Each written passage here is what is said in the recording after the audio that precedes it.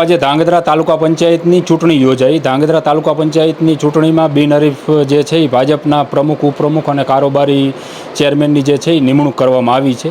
પ્રમુખ તરીકે કોંઢ ગામના માયાબા દેવેન્દ્રસિંહ ઝાલાની નિમણૂક કરવામાં આવી છે. આમ તો માયાબા જે છે એ પ્રથમ વખત જ તાલુકા પંચાયતની ચૂંટણી લડ્યા હતા અને જિલ્લામાં આમ તો ગુજરાતમાં લગભગ આપણે માનીએ કે સૌથી વધુ લીડ સાથે જે છે એ તાલુકા પંચાયતની ચૂંટણીમાં વિજય હાંસલ કર્યો હતો. 5180 મતની લીડ સાથે તેઓએ ચૂંટણીમાં વિજેતા જાહેર થયા હતા અને આજે જે છે એ તેઓને પ્રમુખ તરીકે ધાંગધ્રા તાલુકા પંચાયતના પ્રમુખ તરીકે નિમણૂક કરવામાં આવી છે. માયાબા આપણી સાથે છે, થોડી એમની સાથે જ વાત કરી.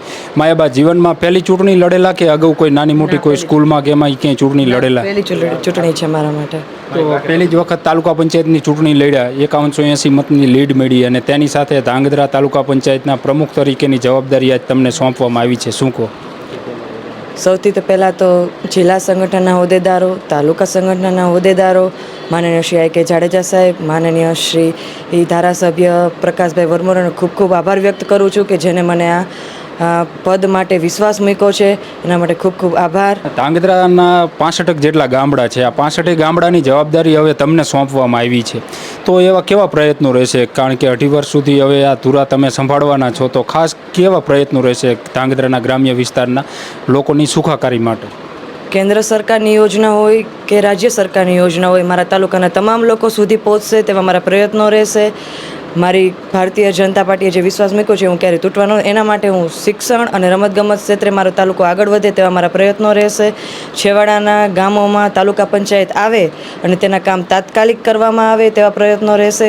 તેને હું બીજો ધક્કો નહીં થવા દઉં અને મારી હાજરી પણ 100% તાલુકા પંચાયતે રહેશે. તેની સાથે કારણ કે તમે એક યુવા છો અને ધાંગધ્રા તાલુકા પંચાયતનું પ્રમુખ પદ તમને સોંપવામાં આવ્યું છે, એટલે લોકોને એ પણ જાણવું જરૂરી છે. તમારો અભ્યાસ ને થોડુંક બેકગ્રાઉન્ડ વિશે પણ વાત કરજો. હું ગ્રેજ્યુએટ છું, કંસાગરા કોલેજની સ્ટુડન્ટ છું. હું એનસીસી કેડેટ છું, નેશનલ પ્લેયર છું વોલીબોલમાં, હોકીમાં સ્ટેટ લેવલ પ્લેયર છું અને બેસબોલમાં પણ નેશનલ પ્લેયર છું અને મેં આરડીસી રિટર્ન કરેલું છે.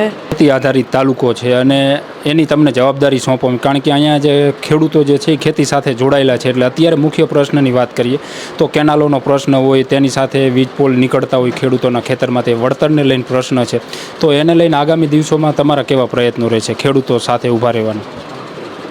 ખેડૂતો સાથે ઊભા રહેવામાં પાણીની સમસ્યા હોય, કેનાલની સમસ્યા હોય, ખેડૂતોને જમીનમાં જે થાંભલાઓની સમસ્યા હોય તેનો પૂરેપૂરો ન્યાય મળે એના માટે અમે પ્રયત્ન કરશું.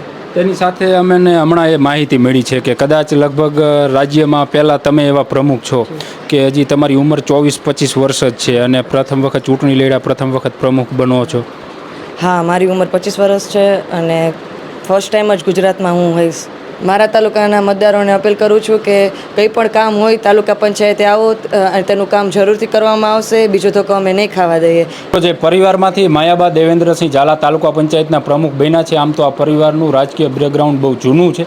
આ પરિવારના જ વડીલ હતા પરાક્રમસિંહ ઝાલા, તેઓ પણ તાલુકા પંચાયતના પ્રમુખ સુધી અનેક વર્ષો સુધી જે સેવાઓ છે એ સેવાઓ આપી છે અને વળી પાછી ધાંગધ્રાની જનતાએ જે છે, ધાંગધ્રાના જે મતદારો હોય છે, આ પરિવાર ઉપર વિશ્વાસ મૂક્યો છે.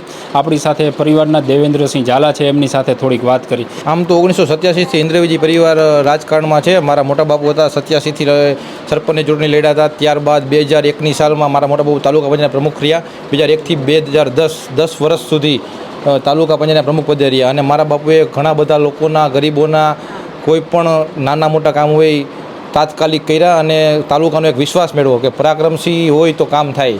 તો વધારે તો કંઈ નહીં કહેવાતો. ફરીવાર 2010 પછી 2026માં ઇન્દ્રવિજય પરિવાર પર ભારતીય જનતા પાર્ટીએ, મોવડી મંડળે, જિલ્લા સંગઠને, તાલુકા સંગઠને, માનનીય આઈ કે જાડેજા સાહેબ, પ્રકાશભાઈ વરમોરા સાહેબ, ધારાસભ્યશ્રીએ અમારા માટે જે વિશ્વાસ મૂક્યો છે તે બદલ એમનો હું દિલથી આભાર માનું છું અને હું એવી તમને ખાતરી આપું છું આવનારા દિવસોમાં, આવનારી 2.5 વર્ષમાં ધાંગધ્રા તાલુકા પંચાયત બેસ્ટ બને, કોઈ પણ લોકોનું તાત્કાલિક નિવારણ થાય કામનું, એવા હું હંમેશા પ્રયત્નો કરીશ અને ક્યારે પણ કોઈ લોકોને અન્યાય થાય એવું નહીં થવા દઉં.